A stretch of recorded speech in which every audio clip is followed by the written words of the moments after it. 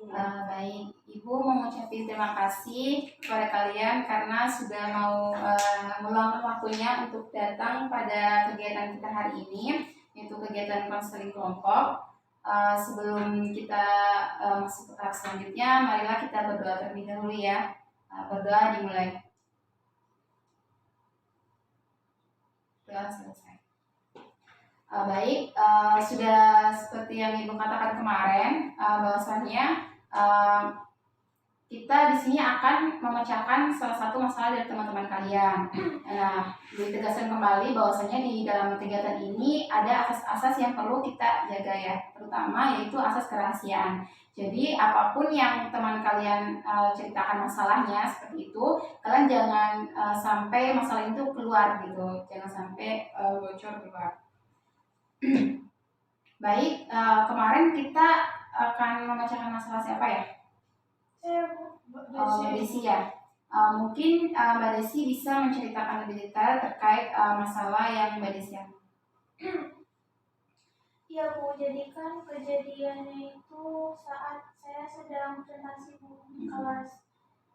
Jadi mungkin entah karena saya gugup atau apa kan, jadi saya itu salah baca materi presentasi Bu. Yang seharusnya saya bahas tentang kelompok saya, tentang apa namanya, tentang teknik-teknik itu dalam presentasi, tapi saya malah bahas materi dari kelompok lain Bu, seperti itu. Jadi dari situ tuh kayak teman-teman tuh nyalahin saya, kayak bilang kayak gini, ih dari sini gimana sih gitu, masa materi kelompok sendiri tuh lupa atau gimana gitu, kayak jadi bagaimana sih perasaannya Mbak Desi ketika dibilang seperti itu? Pertama ini sih Bu, merasa nggak enak maksudnya nggak enak sama kelompok saya. Kedua, saya merasa sedih sih Bu. Sedihnya tuh karena saya emang merasa kayak gagal gitu, nggak bisa bawa nama kelompok saya dengan baik gitu. Dan sedihnya juga kayak teman-teman tuh malah ngekritik saya tuh di depan umum gitu Bu. Jadi saya kayak udah malu, makin kayak dipermalukan lagi gitu Bu. Baik, Ibu paham perasaannya Mbak Desi. Berarti lebih kayak Mbak Desi akhirnya dari masalah ini membuat Mbak Desi jadi kurang percaya diri seperti itu. Oke, baik. Ibu ingin bertanya pada teman-teman nih, kira-kira bagaimana sih tanggapan kalian terkait dengan masalah dari Mbak Desi? Mungkin dengan Mbak Salma? Kalau saya sepertinya sedikit memahami perasaannya Mbak Desi sih, karena udah malu karena salah materi, tapi malah dipermalukan lagi sama teman-teman yang lain. Kalau saya sih udah pasti langsung down sih kalau saya. Kalau dari Mbak Anissa? Sama sih Bu, kayak Mbak Salma. Ya tentunya sakit hati banget ya Bu, ya udah materi dipermalukan lagi gitu. Mungkin dari manajemen? Kalau saya pribadi kurang lebih sama, tapi mungkin itu faktor resiko ya Bu, karena resikonya kita yang salah gitu. Jadi kalau maklum nih teman-teman marah ya maklum gitu, karena kan kitanya salah. Kalau kita yang salah sih nggak mungkin dianya kayak gitu. Ibu ingin bertanya kepada Mbak Desi, kira-kira hal apa yang sudah Mbak Desi lakukan untuk mengurangi rasa kurang percaya diri setelah masalah ini? Iya, ya mungkin setelah kejadian itu kayak saya jadi ini sih Bu, ya mungkin kepikiran sih. Terus juga saya kayak jadi lebih introspeksi gitu Bu. Kalau misalnya ya emang saya waktu itu saya tuh gugup ya. Jadi mungkin sebelum presentasi kayak saya tuh mungkin ini Bu, kayak ngomong di depan cermin seperti itu, atau enggak mungkin sebelum presentasi saya harus minum atau atau ini mengatur pernapasan supaya saya lebih rileks lagi gitu, karena kan kalau kita gugup kan berarti kita harus lebih menenangkan diri sama sama lebih memberikan asupan positif kepada diri kita seperti itu sih. Kira-kira pernah nggak sih Mbak Desi kayak down masih nggak pengen lagi kayak disuruh jadi seperti apa presentasi lagi gitu? Ya pasti, ya tadi kan saya udah bilang kalau saya langsung kepikiran ya Bu, tapi yang pasti emang kayak malu lagi gitu Bu untuk berbicara di depan umum lagi, karena kan saya tuh kayak merasa jadi down banget kan, apalagi di pertemuan seperti itu. Jadi kayak ketika saya nanti melakukan lagi, saya jadi apa ya, jadi makin takut gitu Bu. Mungkin dari Mbak Nisa mungkin menanggapi hal yang tadi Mbak Desi katakan tidak mau presentasi lagi gitu. Menurut saya sebenarnya nggak boleh seperti itu ya Bu. Harusnya kita lebih belajar lagi bagaimana presentasi yang baik. Itu maksudnya malamnya atau di malamnya dipersiapkan, kita belajar dulu seperti itu Bu. Kalau dari Mas Al, ya. Kalau dari saya sih wajar ya, maksudnya saya mau bilang ke Mbak Desi kalau wajar kalau misalkan kita tuh salah, ya kan kita Mbak Desi kan salahnya itu salah materi pertama, ya itu wajar kalau salah, karena manusia itu tidak akan luput dari satu kesalahan. Dari kesalahan itu seharusnya kita tuh belajar biar kedepannya tuh kita bisa lebih baik lagi. Jadi kejadian yang seperti itu tidak akan terulang lagi. Jadi mungkin sekarang memang malu ya, tapi dari hal tersebut itu harusnya bisa membuat Mbak Desi biar kedepannya itu jadi lebih baik lagi. Jadi nggak perlu takut buat presentasi dan takut salah lagi, karena kalau salah pun nggak apa-apa gitu, karena wajar sih manusia itu memang tidak akan luput dari kesalahan gitu. Tapi tetap aja sih kayak nggak bisa gitu tuh. Emang susah ya, soalnya posisinya Mbak Desi masih mengalami rasa malunya gitu, masih rasanya takut, khawatir, gitu. Nah mungkin bisa pelan-pelan aja sih Mbak, kayak pertama itu Mbak Desi harus yakin diri sendiri kalau Mbak Desi itu pasti bisa gitu. Ya mungkin saya membutuhkan sedikit tips yang bisa membantu saya. Nah, tadi kan yang sudah teman-teman itu kan bicarakan, mungkin dari manajemen nih. Tadi kan Mbak Desi pengen mendapatkan tips nih. Kira-kira manajemen ada nggak tips dari untuk mengurangi rasa kurang percaya dirinya dari Mbak Desi? Kalau saya sih pertama gini, percaya diri itu kan dari dalam hati kan ya. Kalau kitanya masih bergemulut dengan rasa malu, dia nggak bakal bisa gitu. Jadi intinya punya rasa malu tuh harus, tapi kalau diberlebihanin gak baik.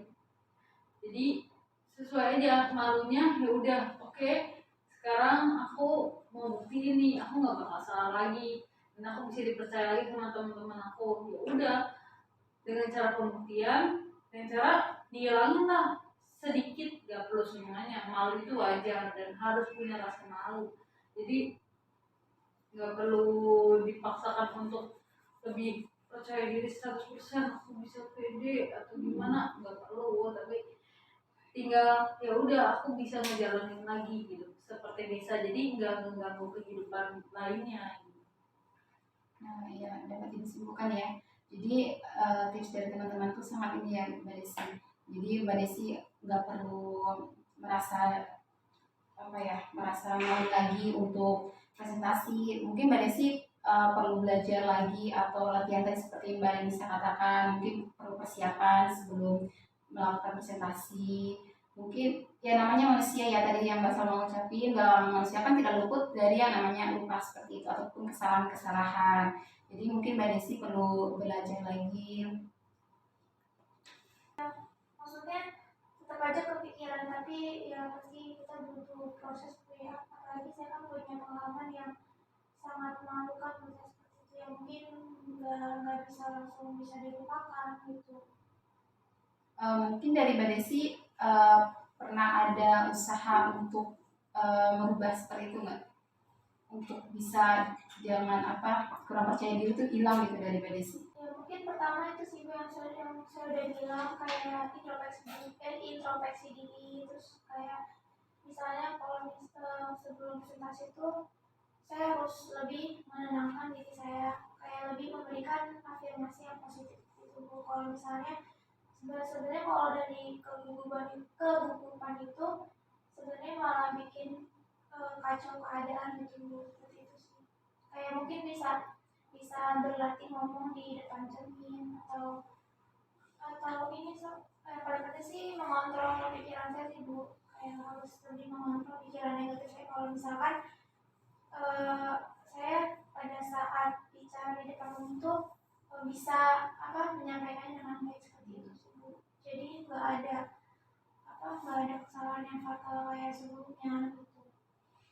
Berarti dari sini dapat kita pahami ya bahwa Mbak Desi sudah mulai mendapatkan solusi pada diri Mbak Desi harus bagaimana. Ya, jadi mungkin Ibu perlu menambahin aja, mungkin Mbak Desi mungkin belajar kira-kira bersosialisasi atau belajar berbincang sama orang tua seperti gitu, mungkin untuk melatih biar Mbak Desi nggak gugup, biar Mbak Desi nggak keliru lagi gitu, dan juga mungkin bisa mengatur biar fokus apa yang nanti Mbak Desi sampaikan ketika presentasi ataupun ketika maju di depan umum seperti itu. Ini sih Bu, saya kayak udah jadi sadar gitu bahwa sebenarnya hanya perlu tenang sih Bu sebelum maju gitu, supaya tidak terjadi kejadian yang tidak teringinkan lagi gitu. Sama yang paling penting harus kontrol pikiran sih Bu, karena kan segala sesuatu itu yang paling kuat kan dari pikiran kita, pikiran negatif. Baik, gimana kira-kira perasaan Mbak Desi? Ya perasaannya ya cukup terbantu sih Bu, dan bisa menyadarkan saya bahwa sebenarnya kekuatan pikiran negatif itu sangat memberikan power dalam diri kita. Itu misalkan kalau kita berpikiran negatif kan kayak sebenarnya malah kejadian gitu Bu, dan emang terjadi gitu. Jadi lain kali ya saya harus lebih tenang, lebih bisa mengontrol pikiran, sama lebih memberikan afirmasi yang positif dalam diri gitu. Karena kan kalau misalkan kita bisa menyampaikan dengan baik, bisa melakukan presentasi dengan baik kan, orang kan jadi lebih percaya pada kita bahwa kita tuh mampu, dan orang juga pasti akan lebih senang gitu kalau misalkan mau kelompokan sama saya atau bagaimana gitu sih. Ya, jadi penting banget ya teman-teman, dari permasalahan dari Mbak Desi ini kita dapat mengambil manfaatnya. Jadi ketika ada teman atau misalnya kalian nanti presentasi atau teman presentasi, diusahakan jangan mengejek, jangan menertawakan, namun memberikan support kepada teman-teman kalian. Oke, baik, mungkin Ibu ingin meminta dari teman-teman kira-kira manfaat yang kalian dapatkan dari permasalahan dari Mbak Desi. Mungkin bisa dari Mbak Najma. Manfaat yang saya dapatkan adalah bahwa keteledoran kita tidak memahami materi itu tuh bisa berakibat fatal. Yang dimana kita juga jadinya sulit dipercaya lagi sama teman-teman nantinya untuk melakukan kerja kelompok atau apapun presentasi seperti itu. Kan taruhannya kan bukan nilai saya doang, tapi nilai teman-teman juga. Jadi saya mungkin lebih kayak tanggung jawab diri saya lebih bisa dihitungkan lagi, lebih ditingkatkan, dan lebih mencoba untuk lebih percaya bahwa saya itu sebenarnya bisa, cuman emang kondisinya waktu itu tidak memungkinkan untuk saya bisa gitu. Mungkin emang lagi kondisinya aja lagi kurang pas. Mungkin dari Mbak Salma gimana? Kalau dari saya sih manfaat dari masalah ini yang bisa buat pelajaran bagi saya ke depannya, biar lebih teliti lagi, lebih pelan-pelan dalam melakukan sesuatu, jadinya biar tidak ada kesalahan gitu. Terus kalau misalkan saya punya salah ya saya tidak perlu